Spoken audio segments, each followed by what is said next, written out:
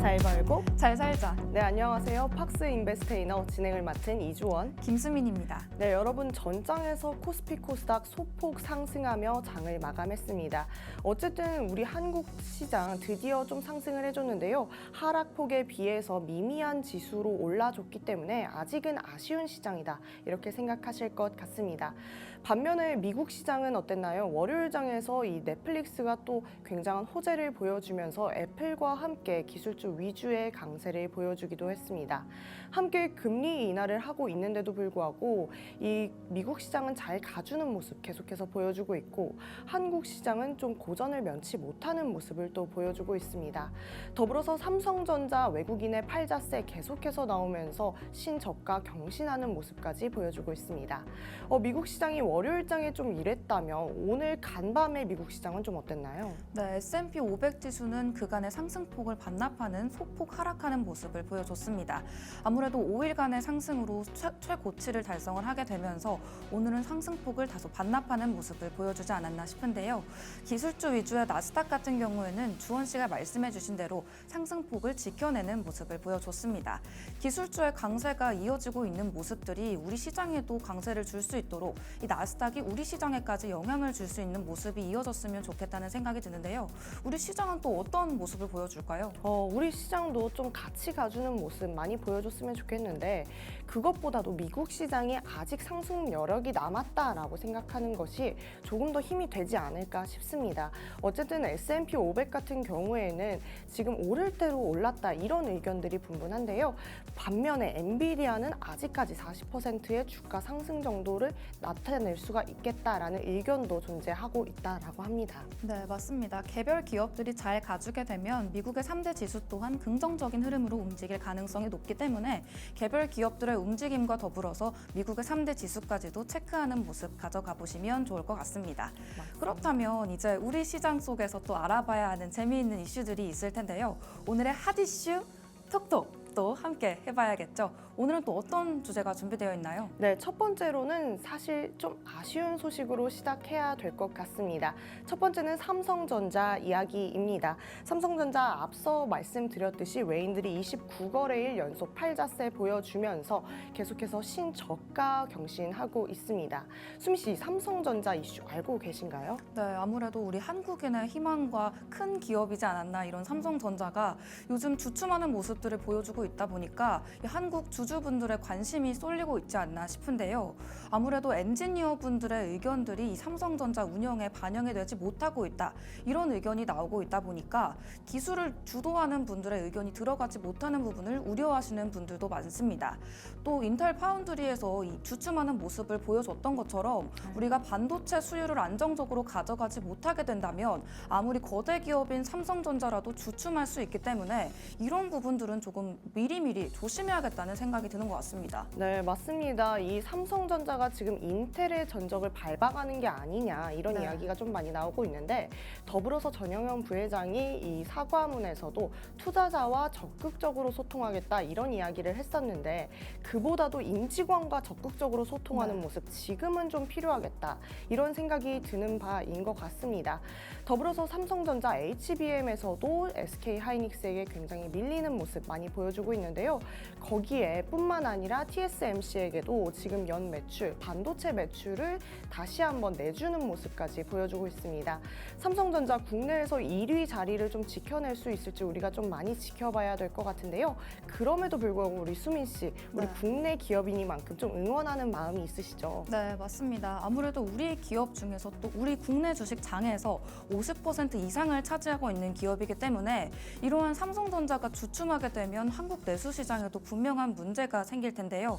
아무래도 현재 반도체 시장이 엔비디아와의 연계 가능성으로서 움직이는 부분이 있다 보니까 삼성전자가 내수 시장을 또 가져가면서 수요를 완화하면서 또 엔비디아와의 계약도 체결할 수 있으면 좋겠다 이런 생각이 드는 것 같습니다.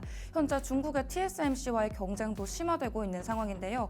이 부분에서 삼성이 좀 더 경쟁력을 가져가게 되면서 조금 우리 시장에도 좋은 영향을 줄 수 있었으면 좋겠다는 생각이 듭니다. 네, 맞습니다. 삼성전자가 지금 지금 당장 반도체에 정말 얼마만큼의 관심을 갖고 있는지 이것도 또 화두가 될 것 같습니다. 네. 정작 이재용 회장은 어떤 삼성물산이나 삼성바이오로직스에 조금 더 무게를 실는 게 아니냐 이런 이야기가 또 나오고 있는데 삼성전자를 끌어가는 삼성을 끌어가는 게 또 삼성전자이니만큼 이 네. 삼성전자의 발전 앞으로도 좀 지켜봐야 되지 않을까 싶습니다.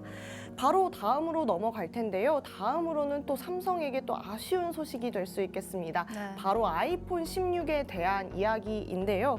지금 중국 판매 증가가 이끌어지면서 애플 관련주가 일제히 강세를 보였다라고 합니다. 이 아이폰 16 신제품이 나왔는데 이게 또 중국에서 인기가 많대요. 네, 아무래도 우리 한국에서 인기가 많은 부분들은 계속 관찰이 됐었는데 중국에서는 사실 자체 브랜드를 많이 내놓고 있다 보니까 이 애플의 신제품이 인기가 많을 것이라는 부분은 예상하지 못한 것 같습니다. 아무래도 중국에서 이 자사 브랜드들이 많이 나오고 있다 보니까 이 부분에서 애플이 다소 주춤하는 모습들을 보여줬는데요. 이번에는 중국에서도 인기를 끌었습니다. 네, 맞습니다. 중국이 정말 이 세계 경제에 얼마만큼 영향을 미치고 있는가 지금 좀 체감할 수 있는 시기가 아닌가 싶습니다. 더불어서 좀 중국이 지금은 경제 재개를 하고 있긴 하지만 유가에도 또 영향을 미쳤다라고 해요. 네. 유가가 조금은 소폭 하락을 했는데 이 이유가 중국 경제가 아직은 좀 완화되지 못하면서 영향을 미친 것도 있고 중국 내에 전기차가 또 수요가 많이 올라가면서 이 유가가 낮춰졌다고 할 만큼 이 중국 경제가 힘이 있다 이렇게 볼 수가 있겠죠. 네, 맞습니다. 아무래도 이전에는 중국이 자사 브랜드를 이용하는 정책들을 많이 펼쳐왔었는데 이제는 해외 시장의 브랜드들도 이렇게 인기를 끄는 모습들을 보여주면서 이제는 다소 중국이 시장의 변화를 또 추구하고 있지 않나 이런 생각이 드는데요. 이렇게 해외 시장에서 또 입지를 다져가고 있는 만큼 중국 시장을 겨냥하는 것 또한 중요한 부분이다. 이렇게 해석해 볼 수 있는 두 번째 핫이슈지 않았나 이런 생각이 드는 것 같습니다. 또 세 번째 핫이슈도 또 저희가 얘기를 해봐야겠죠. 네, 오늘 맞습니다. 또 이야기 나눠볼 것 중에 정말 재미있는 이슈가 아닐까 싶은데 네. 저희 함께 또 노래를 한번 불러볼까 봐요. 네. 혼자 불러주세요. 저 네, 그래요. 창피해요. 수민이가 좋아하는 랜덤 게임. 무슨 게임? 게임 스타트. 아파트, 아파트, 아파트, 아파트. 네, 이렇게 한국인이라면 이거 따라 부르신 분들이 있으실 것 같은데요. 이게 저희가 부른 노래가 아니라 K-팝 스타 로제가 이번에 출시한 신곡입니다. 아파트, 아파트. 이렇게 우리가 익숙한 멜로디로 세계적인 스타 브루노 마스와 협업을 진행했는데요. 노래 안에서도 아파트라는 발음이 또 한국적으로 들려오고 있기도 하고요. 실제로 우리 한국의 술자리 게임을 또 인용을 해서 만든 노래라고 하니까 이 부분이 네. 정말 재미있게 느껴지는 것 같습니다. 근데 저는 이 노래를 듣고 조금 신기했던 게 네. 로제 씨도 사실상 국적이 외국인이고 네. 브루노 마스도 외국인이고 네. 어떻게 이 게임을 알았을까 이것도 좀 신기했는데 우리 수민 씨 대학 시절에 이 게임 좀 하셨나요? 이게 정말 예전부터 있던 게임이잖아요. 네. 근데 저희도 했습니다. 오. 이게 아파트에서 손을 이렇게 모으는 또 게임이다 보니까 네. 술자리에서 또 앉아있다가 일어서서 모여들잖아요. 그래서 음. 이런 부분이 재밌게 느껴졌었는데 실제로도 로제 씨가 해외 패션쇼에서 백스테이지에서 이 게임을 또 해외 셀럽분들에게 알려줬다고 하더라고요. 또 우리의 술자리 게임이 이렇게 알려지는 문화를 또 보니까 우리 K 문화가 또 어디까지 가고 있나 이런 생각이 드는 것 같습니다. 네, 맞아요. K 문화의 좀 자랑스러움을 좀 증폭시켰던 뮤직비디오가 또 있었죠. 네. 여기서 브루노 마스가 이 태극기를 휘날리면서 막 노래를 부르고 건배, 건배 이런 이야기를 하면서 조금은 우리에게 재밌다를 네. 넘어서서 브루노 마스가 이 세계관이 충돌하는 듯한 이런 느낌을 좀 자아낼 수 있는 뮤직비디오가 있었죠. 혹시 수미 씨 보셨나요? 네, 저도 출시되자마자 봤는데 이 정말 세계적인 팝스타인 브루노 마스랑 우리나라에서 정말 많이 사랑을 받고 있는 이 로제 씨가 정말 재미있는 뮤직비디오를 만들었다 이런 생각이 드는데요. 이 주변 사람들에서는 정말 최정상의 가수들이 B급 감성으로 노래를 만들었다. 이 부분이 정말 오히려 멋지게 느껴진다라는 평가도 많았습니다. 아무래도 한국이 이런 다양한 문화들을 가져가게 되면서 해외 시장에서 이런 술자리 게임까지도 이슈가 되고 있는 것이 아닌가 싶은데요. 앞으로는 우리 K-팝 시장이 또 우리 한국의 문화가 어떻게 또 퍼져갈지 기대되는 것 같습니다. 네, 맞아요. 결국에는 이 K 열풍이 여기까지 끌고 왔다라고 볼 수가 있는데요. 이게 결국에는 이렇게 주가 급등까지도 이어지면서 네. 이 경제 시장에 어마어마한 영향력을 미치고 있죠. 로제 씨 같은 경우도 그렇고 블랙핑크 멤버 전원이 지금 세계 시장에서 굉장한 영향력을 미치고 있습니다. 더불어서 계속해서 이 우리 K 엔터테인먼트가 어디까지 성장할지 우리는 좀 기대해봐도 좋을 것 같습니다. 그러면 바로 마지막 핫 이슈 알아봐야 될 텐데요. 바로 배민에 대한 이야기입니다. 이 이야기 우리 수민 씨가 전달해 주시죠. 네, 맞습니다. 저희가 자주 이용하는 회사 중에 하나인 배달의 민족이죠. 배민이라고 불리는 우리에게 애칭까지 가지고 있는데요. 배민이 수수료율을 인하하겠다고 말을 했습니다.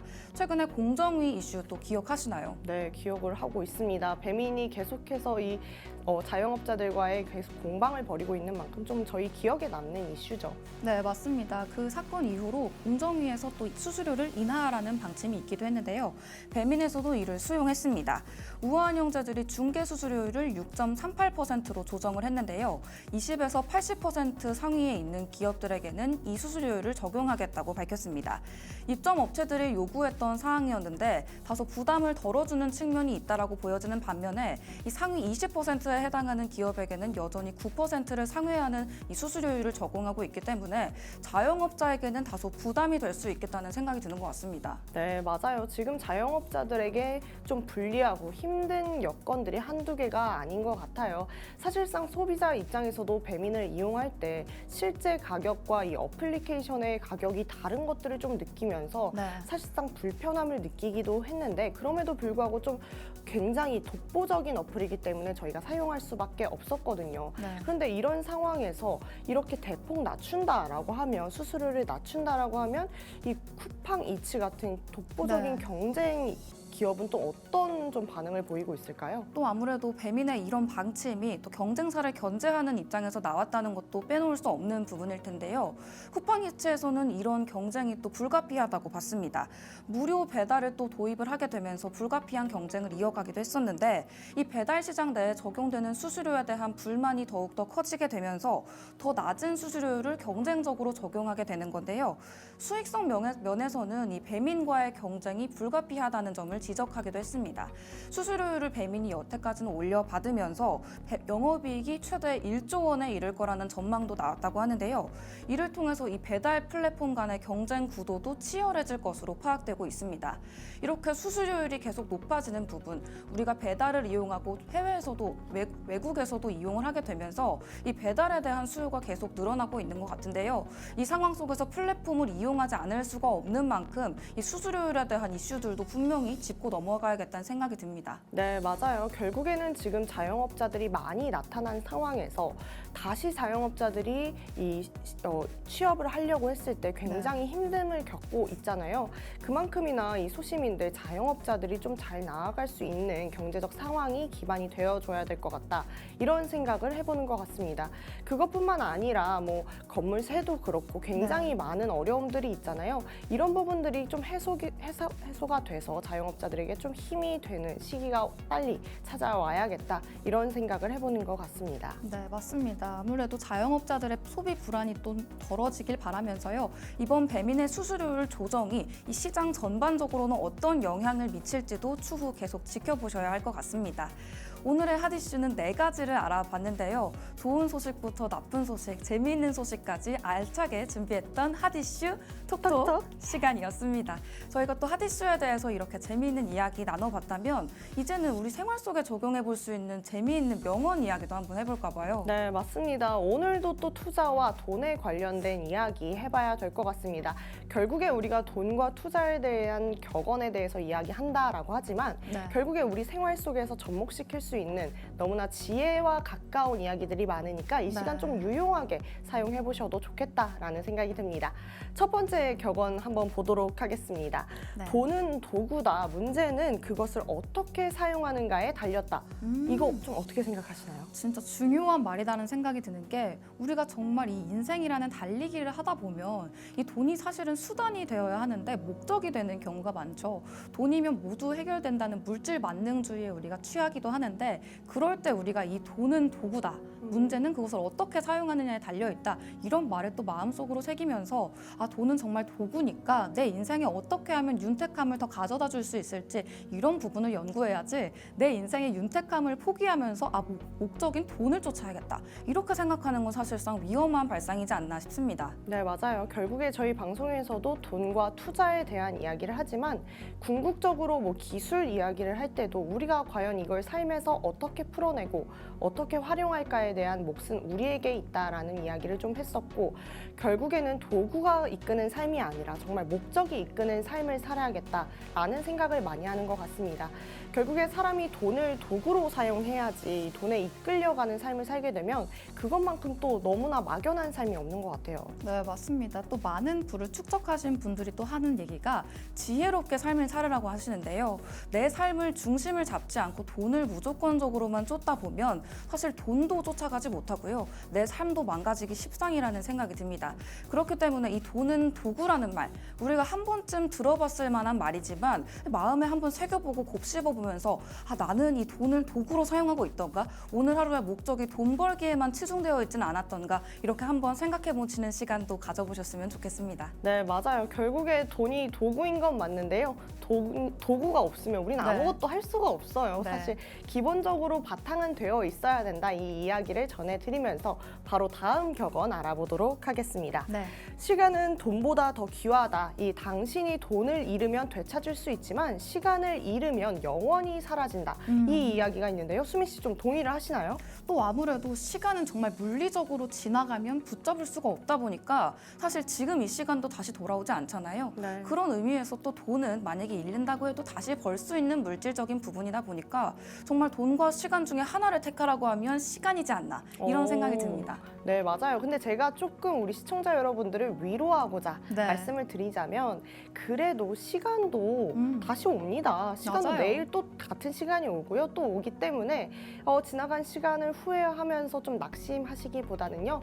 돈이야말로 내가 다시 벌면 되지. 맞아요. 시간은 매일 또 오니까 또 이 시간 귀하게 사용해보자, 이런 생각을 해보는 게 또 어떤가 싶습니다. 네, 맞습니다. 저희가 명언도 상황에 맞게 변형해가면서 사용하는 만큼 이 돈이 시간이 더 귀하다는 말이 돈에 너무 치중되어 계신 분들에게 또 전하는 메시지였고요. 우리 주원 씨가 말씀해 주신 대로 우리가 중용을 찾아 나가는 과정에서 우리가 시간이나 돈에 너무 치중이 되지 않도록 나 시간을 잃었으니 내 인생은 정말 끝이야 이렇게 비관적으로 생각하기보다는 시간도 내일 또 올 수가 있고요. 네. 돈도 잃었다고 하더라도 내일 또 다시 벌 수 있는 거니까 긍정적인 부분들을 가져가면서 우리가 내일의 에너지를 또 사용할 수 있도록 노력해 보셨으면 좋겠다는 말씀을 드리고 싶습니다. 네, 좋습니다. 이렇게 하루하루가 아까운 이 시간 어떻게 하면 좀 알차게 보낼 수 있는지 우리 수민 씨가 소개 한번 해주세요. 네, 맞습니다. 돈도 시간도 중요하다 이런 결론이 나는 것 같은데 이런 시간들 속에서 우리가 돈을 벌 수 있는 시간들 마련해 보면 좋을 것 같은데요. 바로 팍스 통신망 지금 바로 스캔해 보시면요. 저희가 장 개장 전부터 알찬 정보들로 우리 돈과 시간 모두 아낄 수 있는 방법들 안내해 드리고 있습니다. 또 이정우 멘토님이 보기 쉽게 또 자료를 정리해 주고 계시기 때문에 돈과 시간 모두 아끼면서 효율적으로 공부하실 수 있을 거라는 생각이 드는데요. 이 팍스 통신망이 공부를 위한 공간이라면 또 조금 쉬면서 우리 돈에 대한 이야기 해볼 수 있는 그런 공간도 마련되어 있죠. 네, 맞습니다. 계속해서 소개해드리고 있는 공간이 있습니다. 유튜브에 팍스탁 세 글자 치고 오시면요. 재미있는 영상들 많이 준비되어 있습니다. 매일 한순간 한순간 공부하듯이 살아가면서 성장해야 된다라는 좀 신조를 가지고 이곳에 오셔서 유튜브를 활용해 보셨으면 좋겠습니다. 더불어서 좀 시장 이야기를 해보자면요. 이 팍스 통신망을 통해서 우리가 공부한 바가 또 있습니다. 장 전부터 장 후까지 브리핑이 계속되면서 저희가 좀 알아간 모습을 보자면 코스닥 같은 경우에는 오늘 전장에서 이 제약 바이오 위주의 좀 대형주 위주의 강세를 좀 보여줬습니다. 2차 전지도 좀 잘 가줬는데요. 더불어서 제약 바이오가 잘 가주는 모습을 보여줬습니다. 아무래도 금리 인하 수혜주 때문에 그렇지 않을까 생각을 우리가 해볼 수 있겠는데요. 어쨌든 연준이 지금 금리 인하를 감행하겠다라고 밝혔습니다. 그런데 이 소비 지표, 발표된 소비 지표나 아니면 실업수당 청구 건수가 사실상 경기 침체를 우려하기에는 거리가 먼 지표가 나왔습니다. 그러면서 궁극적으로 정말 연준이 금리 인하를 다시 한번 할 수 있을까에 대한 의문심이 들기 시작을 했는데요. 좀 그것도 더욱 그럴 것이 연준이 계속해서 고금리를 유지했던 이유가 이 소비 판매 지수를 좀 낮춰주기 위함이었는데 이렇게 소비 판매가 올라가는 모습을 보여준다면 금리 인하를 사실상 할 수가 있을까 싶은 생각이 드는 것 같습니다.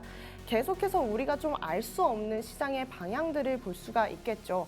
하지만 11월 달에 다시 한번 금리 인하가 감행이 되고 그렇다 하더라도 조금 더 점진적으로 조금 더 느리게 발행이 될 수 있겠다 이렇게 생각해 볼 수 있을 것 같습니다.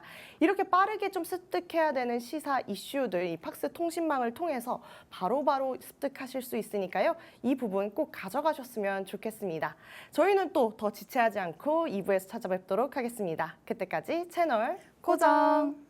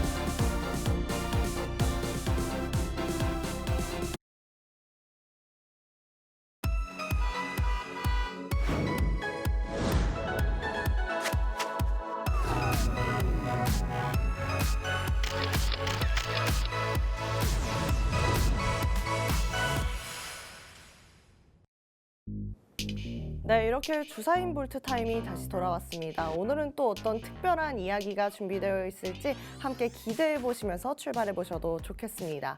오늘은 좀 우리 국내 시장에서도 굉장한 역할을 하고 있고 우리가 꼭 알아야 할 금리 인하에 대한 이야기 해볼까 합니다. 금리 인하가 도대체 어떤 영향을 미치고 어떻게 중요하길래 이렇게까지 많은 사람들의 화두에 오르고 있는지 좀 알아봐야겠죠.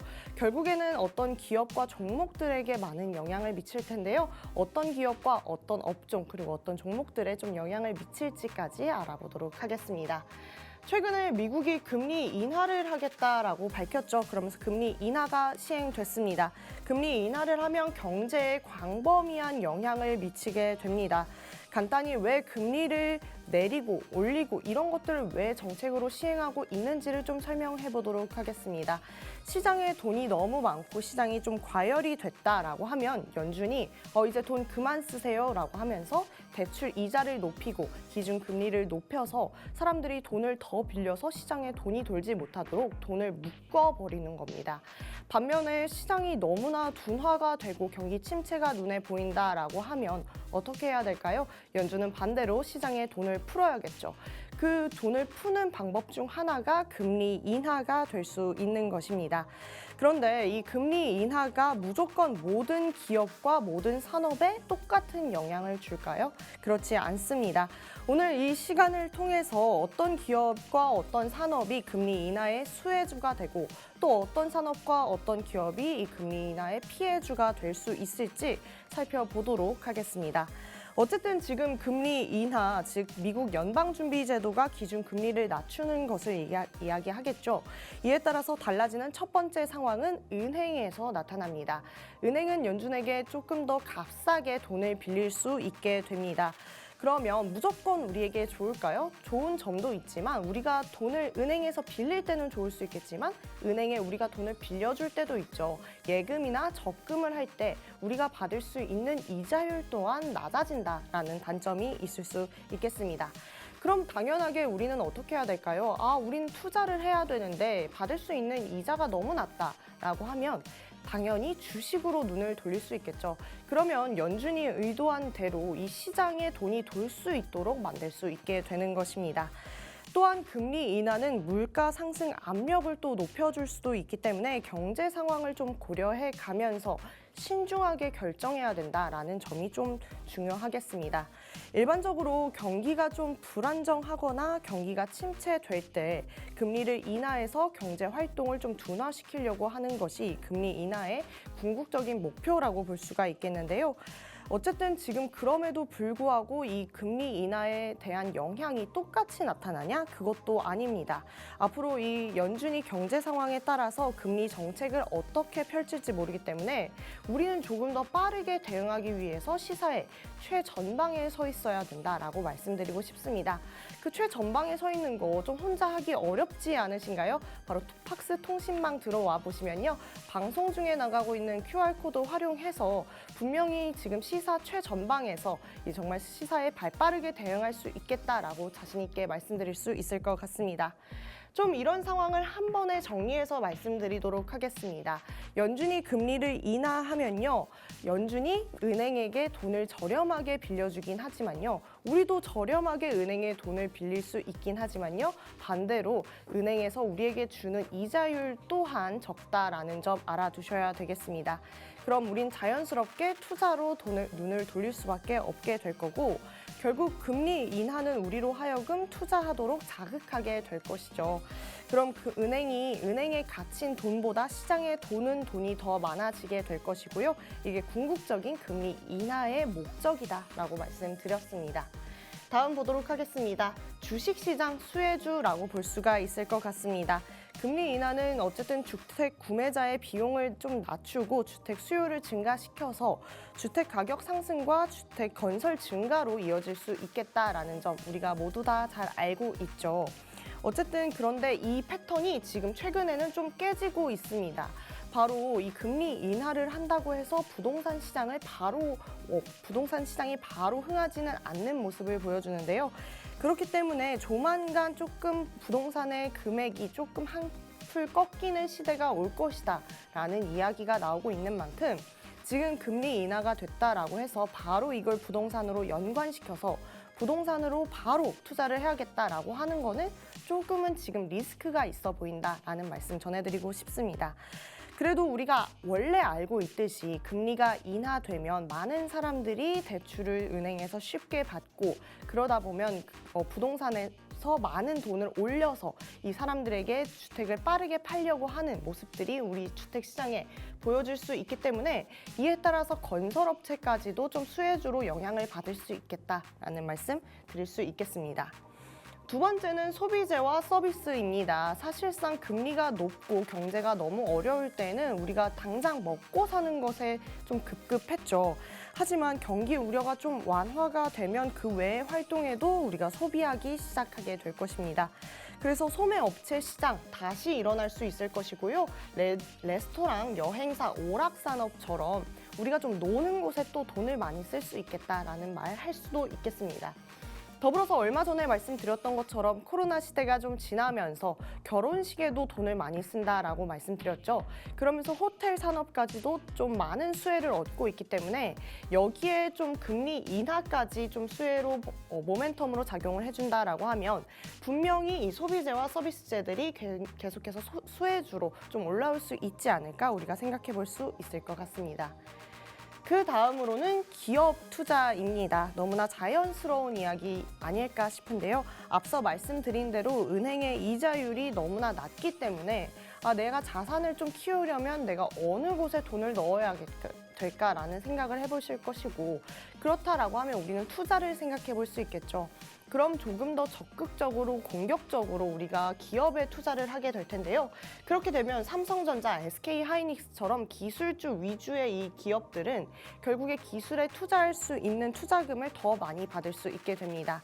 그러면서 장비, 시설, 연구 개발에 조금 더 많은 투자를 좀 해볼 수가 있겠고요. 그러다 보면 이 기업 투자자들 또한 수혜주로 좀 작용을 할 수 있겠다라는 말씀 드릴 수 있겠습니다. 자, 여기서 좀 궁금한 게 있습니다. 우리 수민 씨. 네. 지금 금리가 인하한다라고 했는데 이렇게 수혜주에 대해서 좀 많이 생각을 해보셨나요? 또 아무래도 금리가 인하되게 되면 우리 주원 씨가 앞서서 말씀해주신 부분들이 계속 강조가 될 것이기 때문에 아무래도 나도 투자를 좀 더 늘려봐야 되지 않나 이런 생각도 드는 것 같은데요. 또 이런 투자에 대한 관심이 늘어나게 될수록 다양한 기업들의 관심들도 또 자연스럽게 늘어나는 것 같습니다. 네, 그러면 수민 씨 입장에서 금리 인하 네. 무조건적으로 좋은가요? 또 무조건적으로 좋다고 보기는 어려운 부분이 있죠. 또 앞서서 말씀해 주셨듯이 금리 인하를 하게 되면 또 안정적이지 못한 부분들이 또 함께 가는 부분이기 때문에 또 전문가들도 이 부분에 대해서 고려를 하면서 무조건적인 금리 인하가 단행되는 것 또한 위험할 수 있다. 이런 의견들을 내고 있기 때문에요. 또 무조건적으로 금리 인하를 하는 거, 무조건적으로 금리가 인상되는 것 자체가 어느 한쪽이 무조건 좋다라고 평가하기는 또 어려운 것 같습니다. 네, 맞습니다. 그렇다면 금리 인하가 이제 점진적으로 될 거잖아요. 네. 그렇게 전방을 해봤을 때 수민 씨 금리 인하가 된다고 하면 좀 해보고 싶은 게 있나요?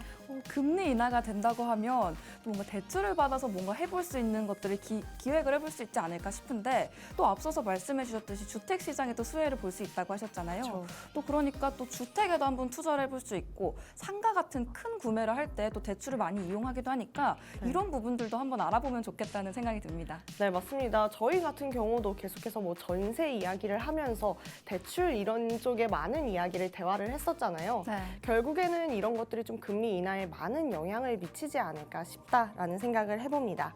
마지막으로 좀 수혜주가 될 수 있는 게 수출 기업이 될 수가 있겠습니다. 수출 기업 너무나 당연하게 금리 인하는 미국의 달러 가치를 하락시켜서 미국 수출 기업이 이 외국 구매자에게까지도 더 저렴하게 좀 수요를 불러일으킬 수 있는 요소를 작용을 하겠죠. 그러면 수요는 올라갈 것이고 기업의 매출 또한 상승하겠습니다. 하지만 이 규칙 또한 조금씩 깨지기 시작했습니다.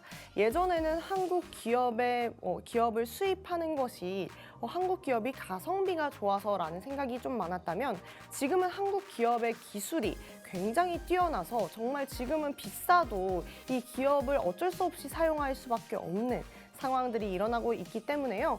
이 수출주 같은 경우에도 이 금리와 상관없이 계속해서 한국 시장에 힘을 더해줄 수도 있겠다. 이렇게 말씀드릴 수도 있을 것 같습니다.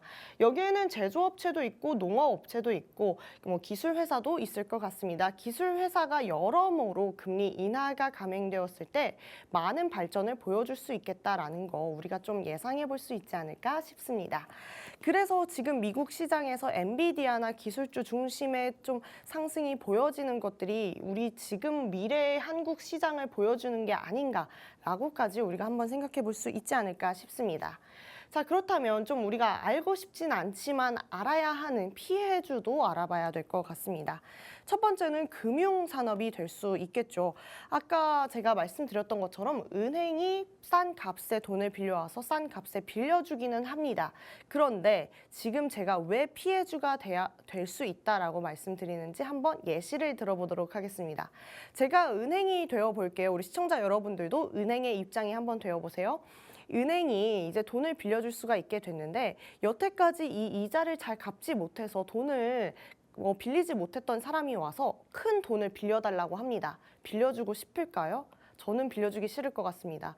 왜냐하면 이 사람 진짜 갚을 수 있을지 없을지도 은행 입장에선 잘 모르는 거잖아요. 그렇기 때문에 결국에는 이 이자율 때문이라도 이 은행에게는 이 상황이 좋지 않게 흘러갈 수 있겠다라고 말씀드릴 수 있을 것 같습니다. 저금리는 금융기관의 이자 수익을 감소시키기 때문에 수익성에는 영향을 분명히 미칠 수 있겠다라고 말씀드릴 수 있을 것 같아요. 두 번째는 공공산업입니다. 공공산업은 어쨌든 지금 우리가 알고 있듯이 장기 채권을 발행해서 조달하는 데 금리 인하가 분명한 영향을 미칠 수가 있겠죠. 이런 채권의 수익률을 좀 낮추기 때문에 기업의 수익성에서는 굉장한 영향력을 미치면서 금리 인하가 공공산업 입장에서는 좀 반갑지 않겠다 이렇게 생각해 볼 수 있을 것 같아요. 얼마 전에 이 전력회사 예시를 좀 들었죠. 전기세를 아직은 올리지 않겠다, 동결하겠다라는 얘기가 나오면서 사실상 우리에게는 좋았지만 전력회사의 주가는 조금 떨어지는 이런 모습을 우리가 볼 수가 있었습니다. 어쨌든 금리 인하가 이렇게 주가에게도 직접적인 영향을 미친다는 거 우리가 알 수 있겠죠. 마지막입니다. 유가 관련 기업입니다. 석유 기업이나 가스 회사는 분명히 이 수익성에 영향을 받을 것으로 보여집니다. 금리 인하는 경제 성장을 자극해서 석유와 가스에 대한 수요도 증가시키는데요. 이 금리 인하는 미국 달러를 하락시켜서 수출 기업에게는 이익이 되는 반면 수입 기업에게는 또 어떻겠죠? 분명히 손실을 갖다 줄 수가 있겠죠. 이 유가 어제 장에서도 약간은 좀 떨어지는 모습 보여줬습니다. 바로 중국 경제 때문이라고 말씀드렸는데요. 100% 중국 경제 때문이다 말씀드릴 수는 없겠지만 어쨌거나 지금 중동 전쟁이 발발하는데도 불구하고 유가가 떨어진 것에는 이 중국 시장의 좀 침체와 더불어서 중국 시장에서 전기차의 수요가 많이 늘어났다. 이 부분까지도 우리가 좀 이유로 꼽아볼 수 있을 것으로 보여집니다. 자, 오늘 여기까지 조금은 금리 인하에 대해서 이야기를 나눠봤는데요. 지금 모건 스탠리 같은 경우에도 지금 경제 지표를 발표된 것을 보고 정말 부정할 수 없이 강력한 경제를 미국이 보여주고 있다라고 발표를 했고요. 그럼에도 불구하고 11월에 이 연준 의장이 강력하게 금리 인하의 기조를 보여준다라고 하면 연준 의원들의 반발이 분명히 있을 것이다라고 전망하고 있습니다. 그만큼이나 이 금리 인하 정말 세계적으로 핫한 이슈가 아닐까 싶은데요. 오늘 주사인 볼트 타임에 이것 좀 알아두셨다면 앞으로 투자에 접목해 볼 수도 있을 것 같습니다. 여기까지 주사인 볼트 타임은 좀 마무리해보고요. 바로 이어서 수민 씨 나오니까요. 그때까지 채널 고정!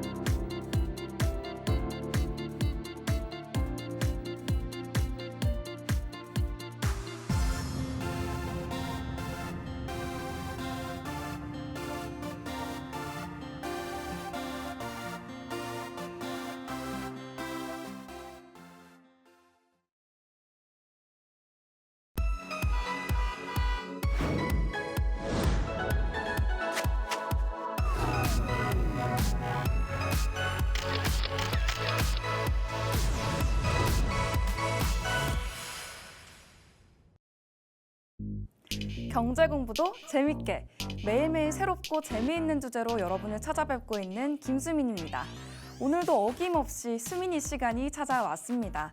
바로 수MC의 민감한 경제 이야기 시간이죠. 어렵고 딱딱하게만 느껴졌던 경제 이슈들, 경제 이야기들을 재미있고 말랑말랑한 주제로 함께 이야기해보는 시간이 될 텐데요. 오늘은 또 저희가 앞서 말씀드렸던 아파트 이런 음악 산업에 대해서 이야기를 해보려고 합니다. 여러분들 음악 자주 들으시는 분들 많을 텐데요. 저는 이 음악 산업에 정말 많은 일조를 하고 있습니다. 저는 운동 플레이리스트, 먹을 때 플레이리스트, 지하철 탈 때 플레이리스트, 운전할 때 플레이리스트까지 음악을 각자의 상황에 맞게 듣는 걸 정말 좋아하는데요. 이런 분들도 계실 것 같습니다. 정말 지하철에서 음악 빼놓을 수 없는 분들도 계실 것 같고요. 이 음악 스트리밍 서비스가 없다면 나는 시체다. 이렇게 뮤직 이즈 마이 라이프 이렇게 주장하시는 분들도 계실 것 같은데요. 사실 예전에는 우리가 음악을 다운로드 받아서 사용을 했었는데 최근에 이 음악 스트리밍의 세상이 열리게 되면서 정말 음악의 판도가 바뀌었다. 이렇게 볼 수도 있을 것 같은데요. 오늘 이 시간에는 이 음악 스트리밍 경제에 대한 이야기를 해보려고 합니다. 이 음악 스트리밍 서비스가 어떻게 등장을 하게 되었는가 이 부분부터 이야기하고 넘어가면 좋을 것 같은데요. 먼저 예전에 음악을 들었다. 우리가 이런 상상을 해봤을 때 옛날에는 CD를 구워서 또 우리가 플레이어에 넣어서 또 들어보던가 아니면 MP3에 이 다운로드를 해서 음악을 소유하는 관점에 있었는데요.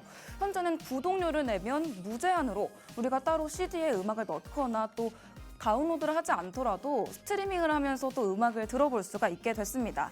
음반을 사지 않아도, 노래를 다운로드하지 않아도 인터넷만 있으면 언제 어디서나 음악을 들어볼 수 있다는 게 이 스트리밍 서비스의 장점이 아닐까 싶은데요. 이 스트리밍이라는 게 우리 시장을 정말 많이 바꿔놨다는 생각이 듭니다.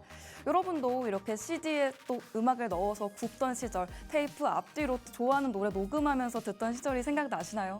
옛날에는 정말 이렇게 음악을 소유한다는 관점이 지배적이었던 것 같은데 우리 주원 씨는 또 어렸을 때 어떤 음악 듣는 거 좋아하셨어요? 저는 조금 말씀을 드리자면 제 나이가 나올 것 같아서 좀 말씀드리기 싫은데 저의 첫사랑은 G.O.D 오빠들이었거든요. 네. 그래서 그때 이제 아빠랑 같이 테이프 가게에 가가지고 테이프를 딱 처음 산 게 저의 음반 첫 좀 맞아요. 뭐라고 해야 되죠? 구매? 네, 음반 구매입니다. 근데 그 이후로도 저는 노래 듣는 걸 너무너무 좋아해서 사실상 CD도 많이 들었고요. 네. 뭐 21 시대까지만 해도 CD가 많이 맞아요. 나왔거든요. 그때 이제 CD를 많이 사고 했는데 우리 수민 씨가 정말 테이프에 대해서 잘 알고 있는 게 맞나라는 생각이 들더라고요. 그럼요. 앞뒤로 굽는 건 CD가 아닌가라는 아니 생각을 A면 하면서 B면이 있잖아요. 아, 그렇군요. 네. 제가 약간 수민 씨를 어리게 생각해가지고 좀 모른다고 제가 알고 생각을 보니까 언니 했어요. 아니에요? 아니에요. 어쨌든 네. 그러면서 저도 CD, 테이프까지 해서 많이 들었던 기억이 있습니다. 네, 맞아요. 예전에는 정말 우리가 라디오에서 나오는 노래, 나 이 노래 계속 듣고 싶다 하면 그때 딱 테이프 넣어서 녹음해가지고 내가 음악을 소유하듯이 가지고 있었잖아요. 우리가 그때는 스트리밍을 할 수가 없으니까 내가 좋아하는 노래가 있다고 하더라도 바로바로 원할 때 들어볼 수가 없는 세상이었는데 이 라디오에서 노래를 이렇게 골라서 담던 그 감성도 조금 그리워지는 것 같기도 합니다. 예전에는 우리 주원 씨가 말씀해 주셨던 대로 음반 같은 것들을 구매를 하면서 소유하는 관점이었다면 이제는 스트리밍의 관점으로 바뀌었다는 것이 주요 골자였는데요. 음악 산업의 변화도 이와 같습니다. 판매에서 스트리밍으로 이렇게 헤드라인을 달아봤는데요. 소유에서 접근으로의 변화였다. 매출 구조에도 변화가 있다. 이렇게 두 가지 키워드로 정리를 해봤습니다. 여기 이미지에도 가져와 봤는데 예전에는 이렇게 CD도 있었고 MP3도 있었다면 이제는 정말 스트리밍 서비스를 통해서 컴퓨터로도 노래를 들을 수가 있고요. 디바이스를 통해서도 쉽게 노래를 들을 수가 있게 됐습니다. 과거에는 이렇게 다운로드를 통해서 우리가 음악을 들었다면 스트리밍을 접근하는 것이 중심이 된다. 이런 말씀을 드렸는데요. 더 이상 우리가 하나의 앨범을 구매해서 노래를 듣는 것이 아니라 매달 구독료를 지불하면서 수백만 곡의 음악을 들어볼 수가 있게 된 겁니다. 이에 따라서 매출 구조의 변화도 당연히 따라오겠습니다. 음악 산업의 매출 구조도 이 스트리밍 서비스로 인해서 크게 변화를 했는데요.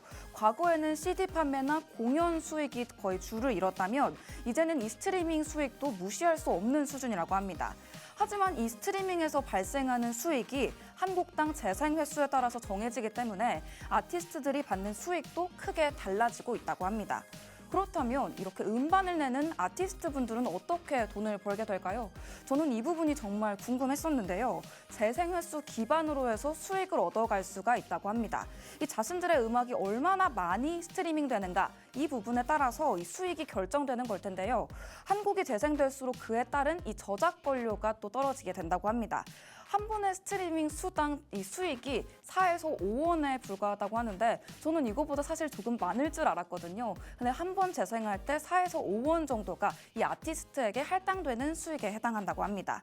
이 수익을 정말 계산을 해봤을 때 제가 한 곡을 반복해서 듣는 걸 정말 좋아하는데요. 제가 한 곡을 하루에 100회까지도 들어본 적이 있다. 이렇게 말씀드릴 수 있을 것 같은데 그렇다고 하더라도 제가 아티스트에게 기여한 수익은 400원 정도밖에 되지 않는다는 사실이 조금 슬프게 느껴지기도 했습니다. 우리 주원 씨는 어떤 노래로 가장 아티스트에게 많이 기여를 해보신 것 같으세요? 제 첫 번째 첫사랑 오빠들이 G.O.D였다면 네. 그 뒤에 이제 빅뱅이 있었고 비스트가 있었고 지금 이제 멜로망스까지 왔는데요. 이 전에 오빠들과 이별을 할 때 이런 생각이 드네요. 수민 씨가 그랬잖아요. 400원씩 냈다고. 저는 뭐 4만 원 정도는 냈을 것 같은데 그러면 좀 이별할 때 좀 위자료라도 받을 걸 이런 생각이 좀 드는 것 같은데 어쨌든 이렇게 이 스트리밍을 통해서 많은 뭐 수익을 받을 수 있다라는 것을 이제 좀 알았고 네. 그렇다고 하면 앞으로 우리 지금 오빠한테 조금 많은 도움이 될 수 있도록 노래를 더 많이 들어야겠다 이런 생각이 드네요. 네, 맞습니다. 예전에는 우리가 음반을 많이 사서 또 우리 아티스트들에게 기여를 하고 싶다 이런 마음이 주로 일었었다면 이제는 스트리밍 횟수를 늘려주고자 하는 것들도 이렇게 아티스트에게 기여를 하는 방법이 될 수 있겠는데요. 이런 부분 또한 이 스트리밍 경제가 가져온 이 시장의 변화가 아닐까 싶습니다. 우리가 스트리밍을 많이 해서 또 수억 회를 달성을 하게 되면 아무리 4원, 5원이라고 해도 그 저작권료가 상당할 것 같은데요. 이런 부분으로 이 아티스트들이 돈을 번다. 이렇게 이해하고 넘어가 주시면 좋을 것 같다라는 생각이 듭니다. 그렇다면 이 음악 스트리밍 서비스들이 변화를 하면서 우리 시장에도 분명히 경제적인 효과들을 미쳤을 텐데요. 먼저 긍정적인 영향부터 알아보도록 하겠습니다. 예를 들어서 우리가 이 전 세계 어디에서나 다양한 국가의 음악을 들을 수 있다는 점, 그리고 글로벌 시장에서 더욱더 많은 아티스트들이 정말 쉽게 기회를 얻을 수 있는 장이 되었다는 점이 이 스트리밍 경제가 갖는 장점에 해당할 것 같습니다. 과거에는 특정 국가에서만 이렇게 인기를 끌던 아티스트들이 이제 이 스트리밍 서비스가 보편화되게 되면서 글로벌 인기를 끌게 되었죠. 정말 우리가 이 시간과 장소에 구애받지 않는다는 게 정말 좋구나 이런 생각을 해보면서 우리가 노래처럼 수시로 들을 수 있는 팍스 통신망 틈새 홍보하고 넘어갈까 해보는데 우리가 음악도 수시로 장소와 시간에 구애받지 않고 들을 수 있다면 이 팍스 통신망 또한 QR만 스캔해 보시면 시간과 장소에 구애받지 않고 언제 어디서나 경제 공부를 해보실 수가 있습니다. 게다가 이건 구독료도 필요가 없고요. 무료로 언제든지 입장해 보실 수 있으니까요. 아직 이 서비스 이용해보고 계시지 않으신 분들이 있다면 지금 바로 입장해 보시면 좋겠다. 이렇게 말씀드릴 수 있을 것 같습니다. 또 우리가 이 스트리밍과도 엮어서 얘기를 할 수가 있는 게 데이터 분석을 통해서 또 정보를 제공하고 있다는 점인데요. 저희가 이 스트리밍 서비스를 사용을 하게 될 때 알고리즘을 함께 이용을 하게 됩니다. 내가 좋아하는 음악을 몇 개 들어보다 보면 다음에는 자동으로 내가 좋아하는 음악을 틀어주는 게 이 스트리밍 서비스의 장점 중 하나일 텐데요. 이렇게 데이터 분석과 글로벌 팬층이 합쳐지게 되면서 이 스트리밍 경제라는 것 자체가 사용자와 아티스트가 상생할 수 있는 환경을 만들어주지 않았나 이런 생각이 드는 것 같습니다. 그렇다면 이 스트리밍 경제에서의 도전 과제도 있겠죠. 장점이 있으면 단점도 있듯이 이 스트리밍 경제에도 동전의 양면 같은 면이 존재를 합니다. 대표적으로는 수익 구조의 불균형이 있을 것 같습니다. 이 스트리밍 서비스라는 것 자체가 아티스트들이 큰 성공을 거두는 데 도움을 주기도 하지만요. 수익 구조의 불균형은 계속해서 문제로 제기가 되고 있습니다.